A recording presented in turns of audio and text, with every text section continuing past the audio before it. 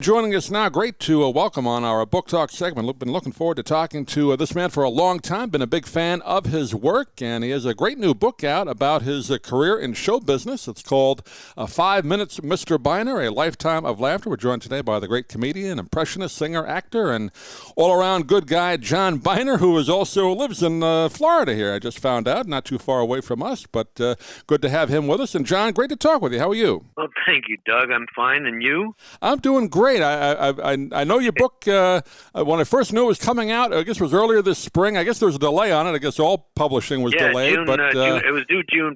It was due June 1st, and then the situation caused it to be pushed back to August 1st. Yeah, I saw it on Amazon, and then I did the pre-order on it, and I couldn't wait to get it, and then finally got it, and I'm glad we have a chance to talk. I read through the book, and I have to say my first memory of you, John, is in our house. We always got comedy albums, seems like every Christmas, and the first thing I heard of you was an album you did called The New First Family 1968. You remember that? Of course I do. I'm still in touch with Bob Booker, who wrote half of that thing. Oh, right, yeah. Yeah, they did seem to do a lot of those. Yeah, they did a lot of those kind of political comedy albums back then, those two guys. And they also wrote The First Family with Vaughn Meader. We had that one in our house, too. Success in this, pardon me? We had that one in our house, too. I remember listening to that a bunch of times. Yeah, that was a big hit. That was a big hit, yeah. Well, what you did on that, and it was kind of just for people that weren't aware, it was as if actors and actresses, famous people like Cary Grant and John Wayne and people like that got elected into Washington, and that was kind of the premise of it. Yeah, it was very good. It was fun to do, too. And you did on that, of course, you did the great Ed Sullivan impression on that. It was funny, but I heard a little bit the other day. I found it on YouTube. I don't have the record anymore, but I had to look for it on YouTube. Wow. Oh, I still have a copy of it around here somewhere. I had it. It got lost in the move down here. So, but that would be a collector's item now. Find another one, I'll send it to you. Well, now, where was that done? Was that done in New York? Manhattan, yeah, it was done there. And they just invited a live audience in like a radio show, I guess, huh? Absolutely, yeah, it was terrific. We all do. It was on a stage, and we all took our turns and did our thing, and it was just a couple hours, and we were out. It was wonderful. You had guys like great impressionists. People remember, like Will Jordan was on that, and David Fry, another name people might remember from that era. Yeah. It looked like you guys, or sounded like you guys were having a lot of fun doing it. Well, it was. It was pretty clever, and I think that was the beginning of another show they did on television. They didn't do it, but somebody picked up on the idea, and they did the Copycats up in Canada. Right. With a bunch of comedians. I did one of those shows. I remember watching that as a kid. I'd forgotten it was a summer replacement show, I guess, but I remember seeing that, and then, again, now you can see some of it on YouTube, and there's a clip I saw not too long ago, you and Rich Little doing dual Dean Martins. That was funny. Yeah, Rich, we do a lot of things together over the years. We've done, several things together. I don't know why the Copycats didn't go longer. I guess they only made I had Rich on about 10 years ago, and we were talking about it. He only made about maybe 10 of them, even of that. Yeah, well, you can only go so far, and you make fun of everybody and everything, and then you kind of run out of ideas. All you can do is kind of repeat the same thing, basically, and the people. And then it's tough to gather people around. Everybody's got a life, and they're in different places. Sure. I got a call from them. They went to England for a while. That's right. He said they did shoot some of those in England, right? Yeah. Yes, and it was evidently a hell of a schedule, because the producer of the show called me and said, "Hey, well, John, we're over in England, and you." I said, "No." At the time, I had never been, and I said, "Never." "Oh, we'll show you." I said, "What's the schedule?" Well, he started telling me the schedule, and if you had an hour, it would be a lot of time. So how are you going to see London in an hour? So they did it there for a few days. And there's a few available. I guess Rich had told us that a lot of them were, I guess, kind of locked up. They weren't available on DVD or anything, but I guess a few snuck out on YouTube. No, I haven't seen any of them. No. Yeah, those are fun shows. Marilyn Michaels, George Kirby was on that show, and a whole bunch of us. Fred Travolino, he had been on with us. He was a great impressionist. So yeah. Well, before we get into the book, just want to tell the folks out there, John and I grew up in the same area and close to same place on Long Island. You grew up Long in Island. You're in the same area. Baldwin, right? Is that where you grew up, Baldwin? Yeah. Rockville Center, Baldwin, Freeport, Bohemia, Merrick, Freeport. Then back to Queens, where I was born, and then back to Rockville Center. Yeah, I knew you were from New York. I didn't realize till I read the book how many towns in Long Island. Lots of towns, yeah. And you really had no ambitions at the time you got into show business to get into show business, right? I mean, it was almost by accident. I was making my friends laugh, and I did a couple of talent shows in my hometown, and that kind of thing. But I just didn't think you had to know people. You had to know people, and I thought, I think I said in the book, I did a couple of shows and talent shows around my hometown, and different churches and stuff like that, and temples and what have you that were having affairs and getting people to pay a few bucks at the door, and I'd be in the talent show with the dancers and singers and what have you, and we'd all be gathered backstage when they decided who was going to win the talent contest, and everybody be telling me I was going to win. You're going to win. You're going to win. You're going to win. And it was seemingly always the banker's daughter with the patent leather shoes, 10-year-old or something that Anyway, and so I figured, it's all a fixed thing. So what the hell's the difference? And I'd go out and I had 3 kids real fast, and my wife did rather, and we needed some extra bucks, and I thought, and I was passing this club every day on the job I had, driving a truck for the welding swimming pool company, building pools and stuff like that, and out of Hempstead, Long Island, and I saw a sign in Syosset that talent every Saturday night, live show every Saturday night. So I put my suit on when my wife said, it's time, the kids need shoes and all that kind. I put my suit on, I drove over there, and I just happened to be walking in when somebody was getting off the stage to the sound of one guy clapping and nobody else. And I found the boss. I asked a few questions, found the boss, and there was a little trio that played there. And I said to the boss, is it okay if I try something? He said, well, it couldn't hurt, so, pointing toward the stage. Like, you heard that, didn't you?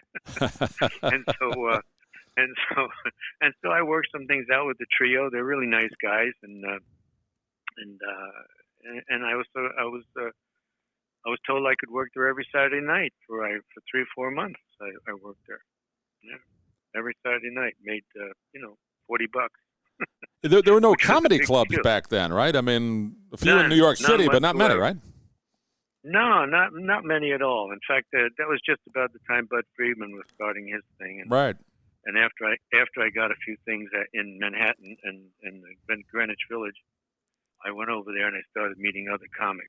Before that, I was the only comic I knew.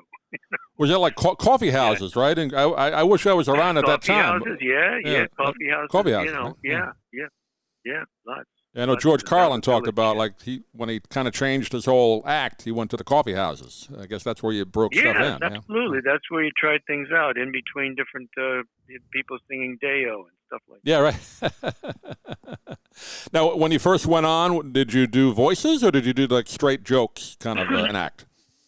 Well, I was a bit shy. Excuse me. I was a bit shy, and so I did Ed Sullivan. So what I did, like I did a thing in the Navy for the guys in the barracks and stuff like that. I'd make them laugh. Right. And I'd say, good evening, ladies and gentlemen, and here's the Ed Sullivan Show. And then I'd introduce them all my acts like Ed Sullivan. So I really didn't have to show up. It was just Ed Sullivan in the act. Well, that's the routine you did on Impressionist Week, right, with David Letterman, wasn't it? And the David Letterman thing, I hadn't been back on that stage for years. I'd done 17 Sullivan shows, and I hadn't been back on that stage for years. And when I went back, I just felt so, wow, this is where it all, like, my whole life opened up.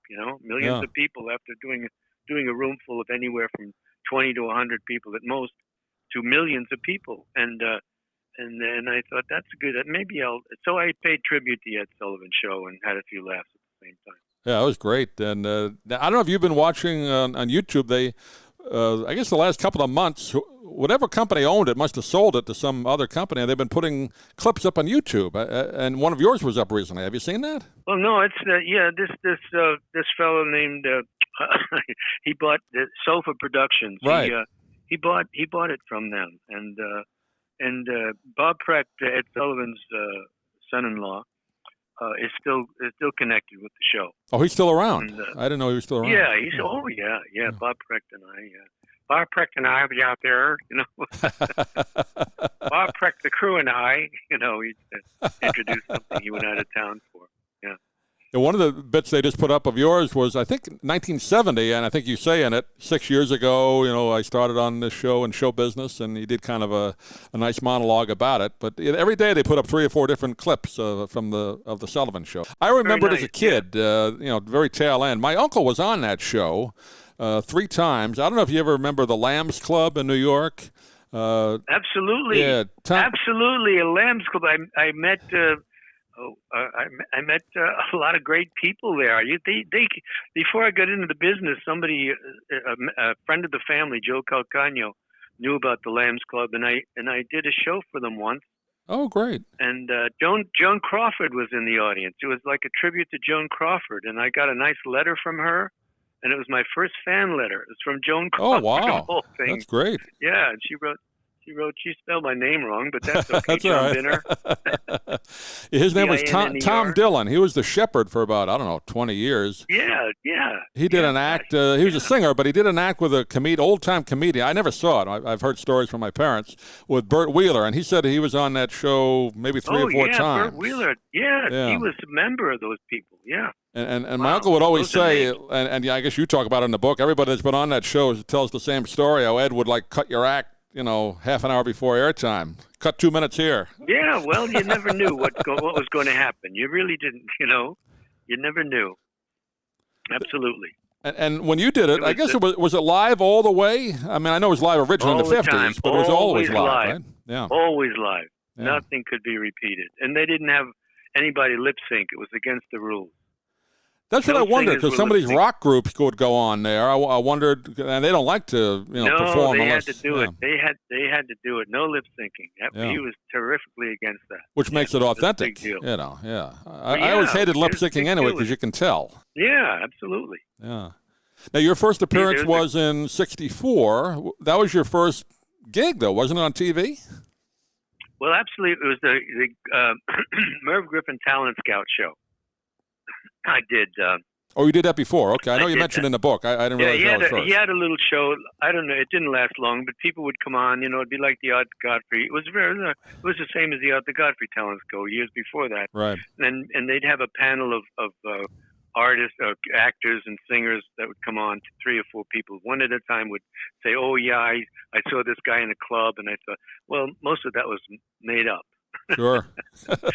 And Irving Mansfield, the producer, introduced me with Merv Griffin. Merv Griffin and I found this guy. He was always talking about it. Anytime anybody introduced the producer, interviewed the producer, he'd mention the fact that I was one of the first people to be on the show. And you did just like a 5-minute routine impressions on that show? Yeah, it was less than that. I called it the Goofs of the Stars, the thing I did. And Elvis Presley sings "Love Me Tender," and he's got the guitar around his, with the strap around the back of the neck and all that. Pardon me, and he sings, "Love me tender, love me true, never let me go." And then he switches the guitar and it crosses his neck, and he says, "Love me tender, love me true." That's one of those. Well, you must have been one of the first to do a Presley imitation, though, weren't you? There's a clip of you in '64 doing that. Well, yeah, I guess so. I guess you put it that way. I couldn't remember anybody else doing it. No, I've never seen anybody else do one. Later on, obviously, it became crazy, everybody was doing them. And not very well. Little stout people. So the Merv Griffin show, did that lead right into Sullivan, like right away, or? No. That led into my first out-of-town gig. I was in Rockville Center, Long Island, and it was Baldwin at the time. Right. Baldwin, Long Island. I went from Baldwin up to Rochester, New York. It was the first out-of-town. Right, you talk about that in the book, yeah. Right. Yeah, in New York City, rather. And that was in a converted gas station. It was a coffee house. Yeah.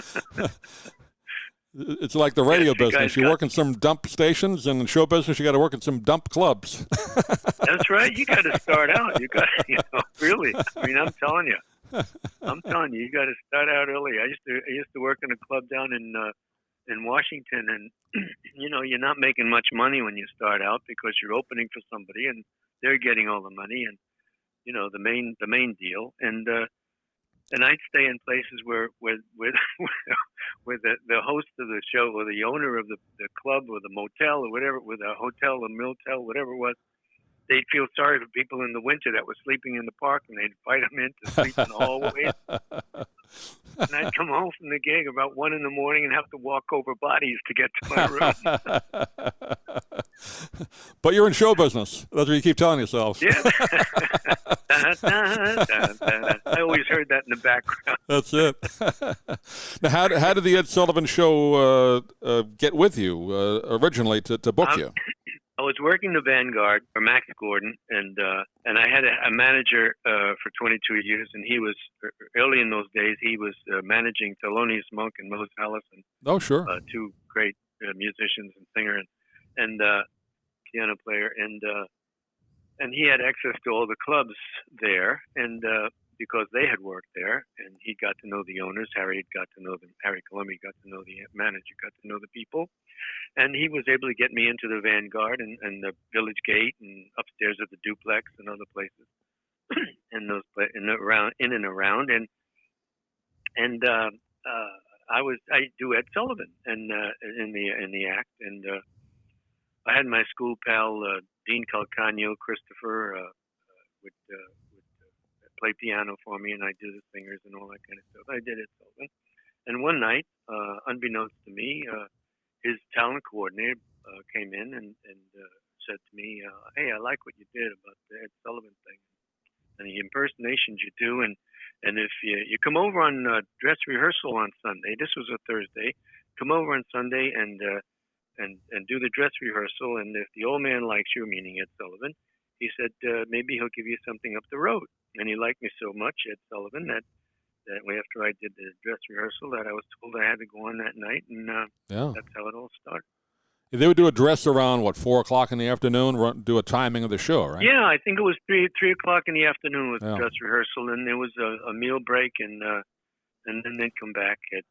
And they tell everybody, cut a minute here, cut a joke here, cut a song here. Well, it was the most thing was the night. I don't want to give the whole book away. No. People are going to read the book and say, "Hey, where did I hear this before?" And but yeah, there were times. But the one case with I'll just tell the beginning of it with Jackie Mason, and the president took. Oh, sure, classic. Minutes. Yeah.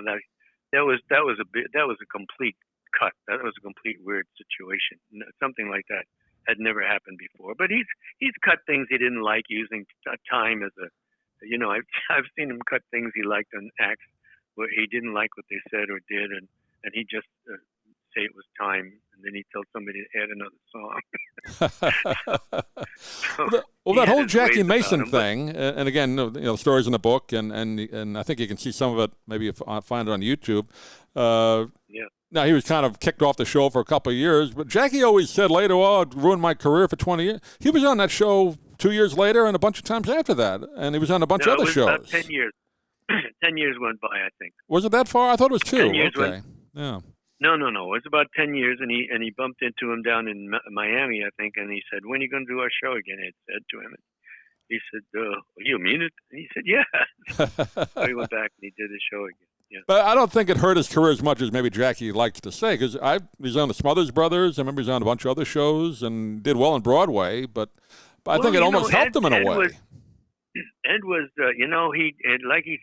like I said, he said backstage when I was going down the steps and I heard him yelling giving him how he thought. He said, "Nuns, priests, and rabbis watch my show, and you do a stunt like that, Yeah. And he was right. It was kind of a crude thing to do. But he was upset. The kids weren't laughing because the animals are on the show, and he wasn't getting the laughs he'd usually get with an And again, for people that never saw this Ed Sullivan show, I mean, he would have, a bear act, he would have a juggler, he'd have a sword swallower, a plate spinner, then he'd have an opera singer. Everything. Literally everything. He introduced a lot of people in the world about things they otherwise wouldn't have a chance to see or understand. It's like ballet and this, that, and the other thing. And he loved Broadway, obviously. Broadway shows, you'd have them on. Yep. Yeah, Broadway shows and people reading poems and what have you. Yeah. And the malaprops were great. I mean, he couldn't rehearse those. I mean, that was just him. He'd make mistakes, but they turned out to be funny. Yeah. He get all twisted sometimes. Yeah, the World War I mean, that's one of the famous ones, I guess. Here's a young woman starving on Broadway. Yeah, right. I mean, starring on Broadway. Now, you talk in the book, he had a good sense of humor. I mean, he looked kind of dour on TV, but off camera, he was a pretty nice guy. No. He was a guy's guy, a really neat guy. I liked him a lot. Yeah. I only wish I'd been alive a little earlier to see more of it. I've clips later on, but just hearing stories, I miss that kind of television. It's just no longer around. No, absolutely not. Yeah. No. Well, just going to touch on a few things, and again, we want people to get the book. 5 Minutes, Mr. Byner, A Lifetime of Laughter is the name of the book. And again, an early thing I remember you doing, and it was a great cartoon. Speaking of Jackie Mason and Dean Martin, you did the voices of the Ant and the Aardvark, which was a great cartoon. Yeah, want to go to the picnic? I know. I think I'll just stay around here. What do you mean? You want a picnic? They only did one season of that. I was looking it up on YouTube just to see if I could, see them again. But they only did one season of them, right? Well, they were opening. They were in the theaters, movie theaters. They were in the theater. I didn't know that. Okay. Yeah. We did 17 of them, I believe. Yeah, I just remember seeing it on TV. So they were in actual movie theaters as used to show cartoons before movies. You're right. Theater. Yeah, right. Yeah. Another thing they don't do anymore: show cartoons and movies. No, I remember that. Yeah, that was people fun. Haven't got time. I guess not. They'll show you half an hour of coming attractions, though. Yeah. My wife is always poking me. She loves the coming attractions. Was that a fun project to do? And he had some great jazz music in that too. Yeah. Absolutely. Oh, the musicians were great. I'm telling you. I mean, some great names are in it. Did a lot of jazz music. Did you ever hear from Jackie or Dean Martin, when you did that? Did they ever contact you and say, hey, great job on the voices? The producers, Patty and Freeling got permission from them. They actually... Oh, they have to ask them? I didn't know that. All right. Oh, okay. Yeah. Oh, yeah. And they said, sure. So off we went. Did you ever do Dean Martin's show? I tried to look up, but... I did Dean's show. Hi, John. How you doing? Yeah, I did Dean Martin's show. I didn't do anything with him, but I did the show. You did a stand-up routine? Yeah, I was looking on YouTube. Yeah. His daughter's a good friend of ours on the show, Dina Martin, but I don't know if I know you've worked with her. Yeah. No, I haven't. In Vegas, I thought maybe you might have known her from Vegas or something, but yeah, she's a good friend. No. Now, the Dean Martin show is another one. It's almost like Ed Sullivan. I mean, in kind of in reverse, he didn't rehearse at all, and he'd show up the day of the show. Oh, yeah. He didn't want to fool around anymore. That was it. Call me, I'm here. And the girls would lead him around to the next spot on stage. Yeah. The dancers. But he made it work, though. Yeah. I mean, the mistakes. Oh, yeah. But he made it work. He had that kind of personality. You want to hold that card steady? Hey, you want to hold that card steady? I can't see that from here. You keep moving. I can't read it. I think I'll go to the couch. Yeah, right. Go to the couch now. Yeah. Yeah, he was a good egg. He had fun. He just liked to play golf and sing. And the couch thing is the only thing he did serious. He would go there and sing a song seriously. That was about it. Everything else was... or sit on the piano. So, sit on the piano with Ken Lane, right? Yeah. Well, I guess, again, the variety show era, I mean, you were on so many of those shows. What other ones stand out that you were on? I guess Carol Burnett is another one. I mean, you did some great shows with Carol, right? And I did a lot of the Hollywood Palaces. Right, I saw one of those on YouTube, right, yeah. Yeah, I did a lot of those. That was kind of like the West Coast Ed Sullivan show, but they had rotating hosts. Steve Allen shows, and West Coast shows. Yeah, they had a lot of those. Yeah, but I mean, the Hollywood Palace was almost like a West Coast Ed Sullivan, except they had different hosts every week. Yeah. Yeah, absolutely. Yeah. Absolutely. Yeah, again, I guess it's never going to come back that way, variety TV, because there's probably not enough Nobody people has out there time doing for acts.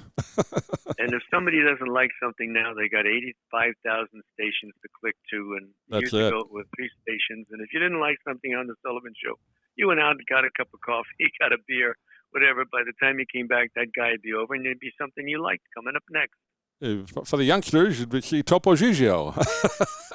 All you youngsters out in the country. I've seen clips of that. Eddie. I don't really understand the appeal of that. It was cute, but it wasn't that funny to me. But I guess the kids liked it. Kids liked it a lot, and a lot of women liked it. They liked it for some reason. You know, that the cute little thing. Oh, Eddie, kiss me good night. Kiss me good night. Yeah. Because Ed wasn't the greatest straight man in the world, let's be honest, but he did a good job with the mouse.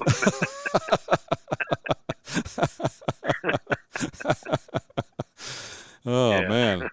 And again, some of the other shows, I had to ask you about these. One of my favorite shows growing up, The Odd Couple. You did 2 great episodes of that, the car parking guy and the fat away diet pill guy. That must have been a lot of fun, huh? Oh, yeah. Those guys were great. I'm telling you, they were terrific guys. And, you know, it's really neat to be around people you'd admired all your life and then find out that they're really nice. Tony Randall and Jack Klugman.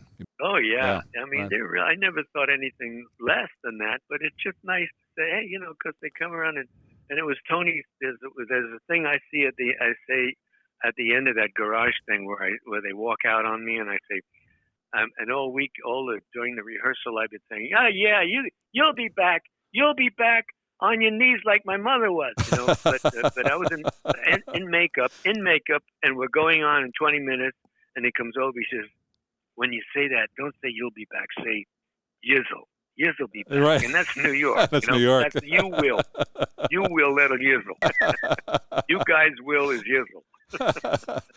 You were the expert in parking. That was it. And for people who grew up in New York, that hits home. You know exactly what you're talking about. Oh, yeah, absolutely. And learning all those places where you can park and not park. Oh, the ordinances. Yeah, right. Parking is my life. Look around you. Look at the accoutrements. What do you think? These are gifts? And then you topped it with even another great episode where you played the ad man, the fat away diet pill. Give me a bell, 4 bells. That was great. I haven't seen that. I haven't seen that since I've done it. Oh, you haven't seen that? Yeah, that's a great one. Yeah. No, I hadn't seen that in all those years. Yeah. That's where I guess they put Oscar in a fat suit and take a picture of him and then take as he is now, kind of an illegal thing in advertising, but that was a funny episode. Yeah, Felix is the photographer for you guys. Yeah. I'll have to try to find. You think that's on YouTube? I don't know if that one's up there. I haven't seen that one, but I just seen him so many times. I guess you know that it's a. But you had the thing where you could give yourself a bell. You had a little bell on your desk. Yeah, I remember that. But somebody just posted the garage thing a couple of days ago. Oh, is that up? Okay. Yeah, that's a great one. Yeah. It was neat. And then, of course, John went on to a great show, and I didn't get to see it at the time. I've seen clips since and episodes, but Bizarre, that was one of the first cable comedy shows, wasn't it? Yeah, absolutely. The first regularly scheduled Showtime television show. And there were about 1 million people watching, which is, you know, you wouldn't last a day otherwise. Right. Nowadays, 1 million. But they wanted something different, and they wanted something because there weren't any people around to say you can't do that, you can't do this. Yeah, a little less restrictions, obviously, language exactly, and on cable. So they took advantage of that, but we didn't go overboard. You know? No, you didn't. No, I thought it was maybe PG-13. I mean, it wasn't dirty. You know, it was a little risque. Yeah, but it was fun. Yeah, we could. You know. A lot of guys will send me to the airport or something and say, "Hey, man, I grew up watching that show." Yeah, I raised a lot of you guys. That's right. That was done in Canada, right, with Bob Einstein? Yeah. My father used to let me watch it. They'd say, my mother went to bed. Yeah, Bob Einstein and Alan Bly produced. Alan Bly, who were the Smothers Brothers. They were originally on the Smothers Brothers, but Bob was the straight man. Yeah. Yeah, it was sad. I was sad when he passed away about a year and a half ago. Kind of sudden, but he was a funny man. Yeah. Yeah, it was a shock. 'Cause so he was told he had something, and and he only lasted 2 weeks after he was Oh, told is he that had right? it. Yeah, I guess it was cancer, Yeah, but and he passed away, his and wife and yeah. his wife and daughter called me, but I couldn't get away from it. Yeah, of course, the Super Dave Osborne, he I, started on that show, didn't he? yeah, well, that he was producer, and he was like the straight man. He'd come and say, "No, John, you can't do that. You're impersonating somebody. Somebody else does that." And we get laughs with that stuff. But he was he had done the Super Dave thing years earlier on the Dick Van Dyke Show. Oh, right, he had a show. Right, he produced Dick Van Dyke's variety show. Right. Yes, exactly. And he did that character once, and then when Bizarre started getting hot, he decided he'd try it out again, and people liked it, so he did it more and more each season. We did 5, 6 seasons. Yeah, that looked like it was a lot of fun to do. You had to go to Toronto for that? We loved it up there. It was always in the summer, 10 weeks each summer. Oh, okay. And I'd bring the kids up, and they'd go to the fairgrounds, and we had a lot of fun, just a lot of fun. Yeah. Yeah, that was a great show. I guess those are available. You can get those, some on YouTube, and I think you can get the DVDs. Yeah, hey, tell you the truth, there's this thing. Let me just tell you something that happened. Someone bought those shows from the producers, Alan Bly and the Bob Einstein. Someone bought them, and he puts his name now before mine in who's starring in the show on Amazon. Really? No. Yeah, when you order the thing, and there's no way I can get it off. Oh, I didn't even know that. Oh, wow. He wasn't in the show, was he? No. No. You mean he just bought him, and now he's the producer of it? Now it's starring John so-and-so. I won't say his name. No, don't mention his name. Credit. Yeah. Wow. And the shame of it is I push it, and I mention it in the book that if you want to laugh at the Czar, you can get it on Amazon. And then I found out that this guy bought it, and I said, holy. Oh, wow. You know what I'm saying? It's just ugly. Show business can be a sewer, just like the radio business. Yeah. There's no business like sewer business. Yeah. Well, I don't want to keep you much longer, even though it's fun talking about it. I do got to ask you a little bit about, before we wrap up, of course, the Tonight Show. We didn't mention that before. You were on with Johnny many times. Was that one of your early appearances, too, before Sullivan or after Sullivan? Oh, no, nothing came before the Sullivan Show, except I mentioned the Merv Griffin thing, right? But Sullivan and then it was Carson and then it was you were on with Joan Rivers. I remember seeing that once or twice. Yeah, I Joan. did. Did you see that when I did the Jiminy? You're talking in the book about the Jiminy Cricket. Yeah. Yeah. I remember seeing that originally. Yeah, you came out and did the whole song. That was great. Yeah, I loved it. Yeah, it was great. So you did the show in New York with Johnny as well as California then? Oh, yeah, many times in New York and then out in L.A., yeah. What was that like? I mean, obviously, you do it that night. I mean, it was like showing up at a friend's house. Yeah. You sit there and you talk and you have a few laughs, and they go to commercial and you kick around some ideas and you come back. And John and I were just talking about, and it was fun. I really enjoyed it. I enjoyed it a lot more than I did the latest when I do some of the other things lately, because they don't have the conversational thing going on. I did the David Letterman show years back before I did the tribute to Ed Sullivan show.